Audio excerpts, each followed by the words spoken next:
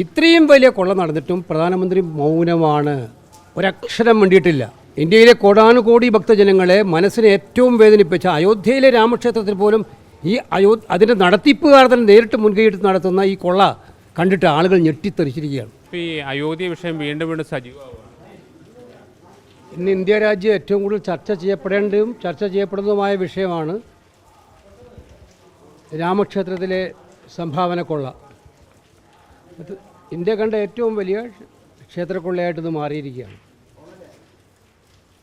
നമുക്കെല്ലാവർക്കും അറിയാം, കഴിഞ്ഞ 10-25 വർഷക്കാലമായിട്ട് ഈ രാമക്ഷേത്രത്തിന് വേണ്ടി നേരിട്ട് വിശ്വഹിന്ദു പരിഷത്തും RSSും അടക്കമുള്ള സംഘപരിവാർ സംഘടനകൾ അവർ ജനങ്ങളിൽ നിന്നും പിരിവ് നടത്തി മറ്റെല്ലാ ഭക്തജനങ്ങളും വിശ്വാസം അർപ്പിച്ച ഒരു ക്ഷേത്രമാണ് രാമക്ഷേത്രം. ആ കാണിക്കയിലിട്ടിരിക്കുന്ന സംഭാവനകളാണ് ഇപ്പം കൊള്ളയടിച്ചിരിക്കുന്നത്. നമ്മൾ മനസ്സിലാക്കുന്ന സാധാരണക്കാരായ ഭക്തജനങ്ങൾ, നമ്മുടെ കേരളത്തിലടക്കമുള്ള ഭക്തജനങ്ങൾ അവരുടെ പാവപ്പെട്ടവരുടെ ഭാഗമായി അവർ സംഭരിച്ച പണത്തിൻ്റെ ഒരു ചെറിയ ഭാഗം അമ്പലത്തിലേക്ക് നൽകിയതാണ് ഇപ്പോൾ കൊള്ളയടിക്കപ്പെട്ടിരിക്കുന്നത്. സ്വർണവും കൊള്ളയടിക്കപ്പെട്ടു, പണവും കൊള്ളയടിക്കപ്പെട്ടു. ഇതാരാ ചെയ്തത്? കഴിഞ്ഞ 4-5 മാസക്കാലത്തെ അവിടെ നടന്നിരുന്ന സംഭവങ്ങൾ പ്രത്യേകിച്ച് എടുത്ത് പരിശോധിച്ച് നോക്കിയാൽ ഇതെല്ലാം ട്രസ്റ്റ് ഭാരവാഹികളുടെ അറിവോട് കൂടിയിട്ടാണ് എന്നുള്ളത് വ്യക്തമാക്കുന്നതാണ്. CCTV ഫുട്ടേജ് അത് നീക്കം ചെയ്യപ്പെട്ടു. അവിടുത്തെ സെക്യൂരിറ്റി വിഭാഗം തലവനെ മുന്നറിയിപ്പ് നൽകി ഇവിടെ മോഷണത്തിനുള്ള എല്ലാ സാധ്യതകളും ഇപ്പോൾ തുറന്നിട്ടിരിക്കുകയാണ്, സുരക്ഷ ഇല്ലയെന്ന്. ഇതൊന്നെല്ലാം അവഗണിച്ചുകൊണ്ട് ഈ കൊള്ള നടത്താൻ അനുവാദം കൊടുക്കുകയും അതിന് എല്ലാവിധ പ്രേരണ ശക്തിയുമായത് അവിടുത്തെ ട്രസ്റ്റ് ഭാരവാഹികൾ തന്നെയാണ്. ആരാണ് ട്രസ്റ്റ് ഭാരവാഹികൾ? ഇന്ത്യൻ പ്രധാനമന്ത്രി നേരിട്ട് മേൽനോട്ടം വഹിച്ച് നിയമിച്ചിട്ടുള്ള ആളുകളാണ് ട്രസ്റ്റിൻ്റെ ഭാരവാഹികൾ. കേന്ദ്ര ഗവൺമെൻറ്റാണ് നിയമിച്ചിരിക്കുന്നവരെ. സുപ്രീം കോടതി മേൽനോട്ടത്തിലുള്ള കേന്ദ്ര ഗവൺമെൻറ്റാണ് സ്ഥലം അവിടെ കൊടുത്തിരിക്കുന്നത്. ഇത്രയും വലിയ കൊള്ള നടന്നിട്ടും പ്രധാനമന്ത്രി മൗനമാണ്. ഒരക്ഷരം വേണ്ടിയിട്ടില്ല. ഇന്ത്യയിലെ കോടാനുകോടി ഭക്തജനങ്ങളെ മനസ്സിനെ ഏറ്റവും വേദനിപ്പിച്ച അയോധ്യയിലെ രാമക്ഷേത്രത്തിൽ പോലും ഈ അതിൻ്റെ നടത്തിപ്പുകാർ തന്നെ നേരിട്ട് മുൻകൈയെടുത്ത് നടത്തുന്ന ഈ കൊള്ള കണ്ടിട്ട് ആളുകൾ ഞെട്ടിത്തെറിച്ചിരിക്കുകയാണ്. പ്രൈം മിനിസ്റ്റർക്ക് മിണ്ടാട്ടമില്ല, ഒരക്ഷരം മിണ്ടുന്നില്ല, ഹോം മിനിസ്റ്റർ മിണ്ടുന്നില്ല. അവിടെ ഒരു SIT അന്വേഷണം ഏർപ്പെടുത്തിയിട്ടുണ്ട്. ആ SIT എന്ന് പറയുന്ന പാവപ്പെട്ട കുറേ ജീവനക്കാരെ അവർ കുറ്റം ചെയ്തിട്ടുണ്ടെങ്കിൽ അവർ ശിക്ഷിക്കണം. ഞാൻ പറഞ്ഞു, അവരെ മാത്രമാണോ ഈ കുറ്റം? അവർ വിചാരിച്ചാൽ മാത്രമേ ഈ കുറ്റം നടത്താൻ പറ്റുമോ? VHP അതിൻ്റെ ട്രസ്റ്റിൻ്റെ ജനറൽ സെക്രട്ടറി രാജിവെച്ചു. VHP നേതാവ് ട്രസ്റ്റ് രാജിവെച്ചു. അപ്പോൾ അതിൻ്റെ അർത്ഥം എന്താണ്? ഇതിൻ്റെ ഉത്തരവാദിത്വം ട്രസ്റ്റിന് തന്നെയാണ് പൂർണ്ണമായിട്ടും. ആ ട്രസ്റ്റ് ഇതുവരെ പിരിച്ചുവിടപ്പെട്ടിട്ടില്ല. ആ ട്രസ്റ്റ് മിനുക്കുപണികൾ നടത്തി മുന്നോട്ട് പോവുകയാണ്. കുറ്റവാളികളെ സംരക്ഷിക്കാൻ വേണ്ടിയിട്ടുള്ള എല്ലാ ഒത്താശകളും ചെയ്തു കൊടുക്കുന്ന ഏർപ്പാടിലാണ് കേന്ദ്ര സർക്കാരുള്ളത്, സംസ്ഥാന സർക്കാരും അതുപോലെ തന്നെ.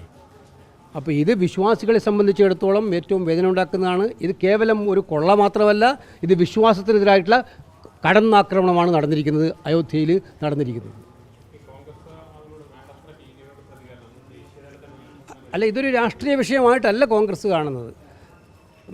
നമുക്കറിയാം, അയോധ്യ എന്ന് പറയുന്നത് അവർക്ക് രാഷ്ട്രീയ വിഷയമാണ്.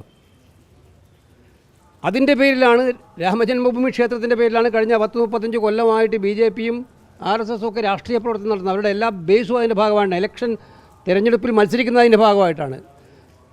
ദൈവങ്ങളെ എങ്ങനെ തിരഞ്ഞെടുപ്പ് പ്രചരണത്തിന് ഉപയോഗിക്കാമെന്ന് കാണിച്ചു തന്നത് അവരതിലൂടെയായിരുന്നു. പക്ഷെ അവിടെയാണ് ദൈവങ്ങളെ അവരുപയോഗിക്കുന്നത് കൊള്ള നടത്താനും ജനങ്ങളെ വിഭജിച്ച് വോട്ട് നേടാനും വേണ്ടി മാത്രമാണ്, വിശ്വാസത്തിൻ്റെ പേരിലല്ല. അതിവിടെ തെളിയിക്കപ്പെടുകയാണ്. ഇത് കോൺഗ്രസ് വ്യാപകമായിട്ട് ഈ കാര്യങ്ങൾ ചോദ്യങ്ങൾ ഉന്നയിച്ചുകൊണ്ടേയിരിക്കുന്നുണ്ട്. വരുന്ന പാർലമെൻറ്റ് സമ്മേളനം 20-ാം തീയതി തുടങ്ങാൻ പോവുകയാണ്.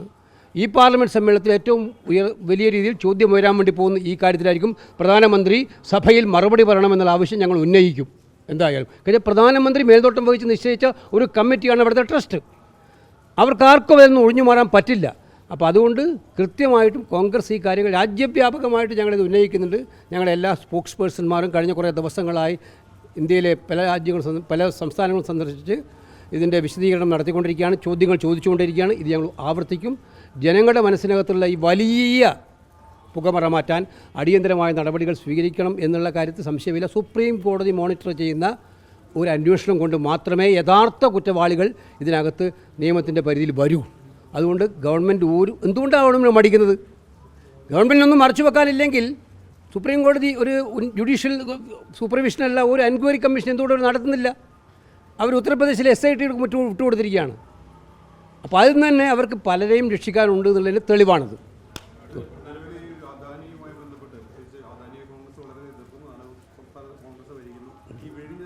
അല്ല, ഇത്തരം കാര്യങ്ങളെക്കുറിച്ച് ഞാൻ പറഞ്ഞിട്ടുണ്ട് എൻ്റെ അഭിപ്രായം, അതിനും ആവർത്തിക്കുന്നില്ല. ഞാൻ ഇന്നത്തെ എൻ്റെ പ്രധാനപ്പെട്ട ഫോക്കസ് അയോധ്യ രാമജന്മഭൂമി ക്ഷേത്രത്തിൽ. കാരണം ഇത് കേരളത്തിലെ BJP-ക്കാരോട് ഈ ചോദ്യം ചോദിക്കേണ്ടതല്ലേ. നമ്മുടെ നാട്ടിൽ നടക്ക എത്രയോ വിശ്വാസികൾ രാമക്ഷേത്രത്തിൽ എല്ലാ വർഷവും എല്ലാ മാസവും പോയിക്കൊണ്ടിരിക്കുന്നുണ്ട്. എന്തേ BJP മിണ്ടാത്തത് കേരളത്തിലെ? ഇത്രയേറെ വലിയ അമ്പലക്കുളം നടത്തി. നമ്മൾ ശബരിമലയിൽ ഇത്രയും പ്രശ്നം ഉണ്ടായപ്പോൾ ഞങ്ങൾ ഇതേപോലെ ഉന്നയിച്ചതാണ്, ജനങ്ങൾ ചർച്ച ചെയ്തതാണ്. അതിനേക്കാൾ ഭീകരമാണിപ്പോൾ രാമക്ഷേത്രത്തിൽ നടത്തിയിരിക്കുന്ന കൊള്ള. അപ്പോൾ അതിൽ മൗനം പാലിക്കുക എന്ന് പറയുന്നത് കള്ളന്മാരെ സംരക്ഷിക്കുന്നതിന് വേണ്ടിയിട്ടാണ്, അവർക്ക് വേണ്ടി നിലകൊള്ളുന്നതിന് വേണ്ടിയിട്ടാണ് എന്നുള്ളത് സംശയമില്ല. ഇവർ യഥാർത്ഥ വിശ്വാസികളല്ല. ഇവർ ഹിന്ദുക്കളുടെ പേരിൽ കൊള്ളയടിക്കാനും അതുപോലെ ജനങ്ങളെ വിഭജിച്ച് അത് വോട്ട് നേടാൻ വേണ്ടി നിൽക്കുന്നവർ മാത്രമാണ്. ഇവരുടെ വിശ്വാസത്തിൻ്റെ പൊള്ളയാണ് വിളിച്ചു തരുന്നത്. അയോധ്യ മാത്രമല്ല, ഇപ്പം നമ്മുടെ ബദ്രീനാഥിലും ഇതേപോലുള്ള ആരോപണം ഉന്നയിക്കപ്പെട്ടിരിക്കുകയാണ്. കേദാർനാഥിൽ ആരോപണം ഉന്നയിക്കപ്പെട്ടിരിക്കുകയാണ്. ഇതെല്ലാം BJP നയിക്കുന്ന സർക്കാർ നിയന്ത്രിക്കുന്ന ക്ഷേത്രങ്ങളാണ്. ക്ഷേത്രങ്ങൾ കൊള്ളയടിപ്പിക്കപ്പെടേണ്ടതാണോ? അവർ സമാധാനം പറയണം. അതിനു വേണ്ടിയാണോ അവർ വിശ്വാസത്തെ മുറുകെ പിടിക്കുന്നത്? ഞങ്ങളെല്ലാം വിശ്വാസത്തെ മുറുകെ പിടിക്കുന്നത് വിശ്വാസത്തിന് വേണ്ടിയിട്ടാണ്, ദൈവത്തിലുള്ള വിശ്വാസം കൊണ്ടാണ്. ഇത് കൊള്ളയടിക്കാനും ജനങ്ങളെ വിഭജിക്കാൻ ഹിന്ദു മുസ്ലിം അല്ലെങ്കിൽ ന്യൂനപക്ഷങ്ങൾക്കെതിരായിട്ടുള്ളത് ഇതൊക്കെ കൊണ്ടുവന്ന് സത്യത്തിൽ ദൈവം ആഗ്രഹിക്കാത്തത് ചെയ്യിപ്പിക്കുന്നതിന് വേണ്ടിയിട്ടാണ് ഇവർ ദൈവത്തെ ഉപയോഗിക്കുന്നത്. ഇതിനെതിരായിട്ടുള്ള വ്യാപകമായിട്ടുള്ള പ്രചരണവും ചോദ്യം ചോദിക്കലും കോൺഗ്രസ് നടത്തും.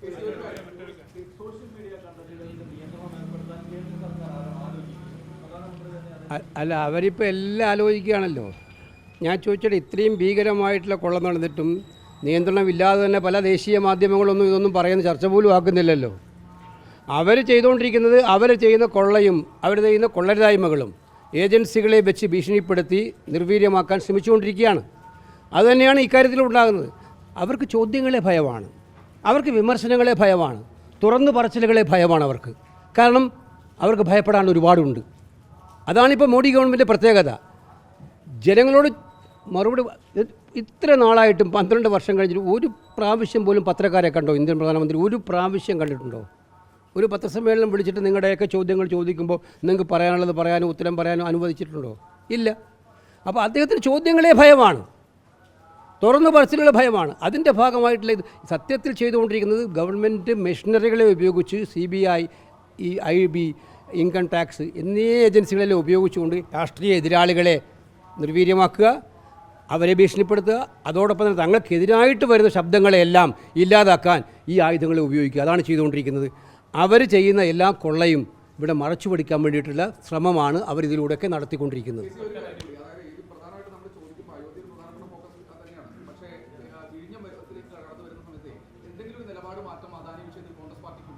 ഏയ് നിങ്ങൾ ഈ വിഷയം മാറ്റി വേറൊരു വിഷയത്തിലേക്ക്, ഞാൻ എൻ്റെ ഫോക്കസ് ഇന്ന് ഇതിലേക്കാണ്. അതുകൊണ്ട് വേറെ വിഷയം നമുക്ക് പറയാം, സംസാരിക്കാം. നിങ്ങൾ ചോദിക്കുന്ന ചോദ്യങ്ങൾക്കെല്ലാം, നിങ്ങൾക്ക് ചോദ്യം ചോദിക്കുന്നതിനെല്ലാം ഉത്തരം പറയാൻ ഞാൻ ബാധ്യസ്ഥനാണ്, സംശയമില്ല, തീർച്ചയായിട്ടും. പക്ഷേ ഇന്നത്തെ വിഷയം, ഞാനിപ്പം ഗുരുവായൂർ ദർശനം നടത്തി വന്നിരിക്കുമ്പോഴാണ് ഒരു യഥാർത്ഥ വിശ്വാസി എന്ന നിലയിലുള്ള എൻ്റെ വേദന കൂടിയാണ് ഞാൻ നിങ്ങളുടെ മുമ്പാകെ പങ്കിടുന്നത്.